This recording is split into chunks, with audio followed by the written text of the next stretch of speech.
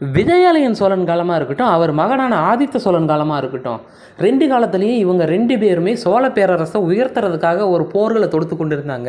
அவருக்கு பின்னாடி வந்தவங்க சோழ நாட்டோட எல்லையை விரிவாக்குறதுல தங்களோட கவனத்தை செலுத்திட்டு இருந்தாங்க. இப்படி எல்லையை விரிவாக்குற காரணத்தில் இவங்க நிறைய நாட்டு மேலே போர் தொடுக்க வேண்டிய கட்டாயம் இருந்துச்சு.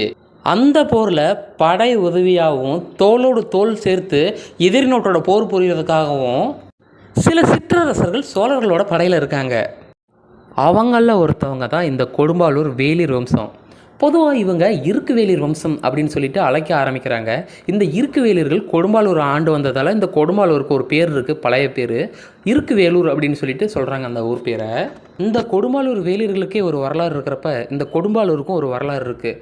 இந்த கொடும்பாளூர் சிலப்பதிகாரத்தின் காலத்திலிருந்தே கொடும்பாளூர் நகரம் கொடும்பை அப்படின்னு பேரில் புகழ் பெற்று இருந்துச்சு.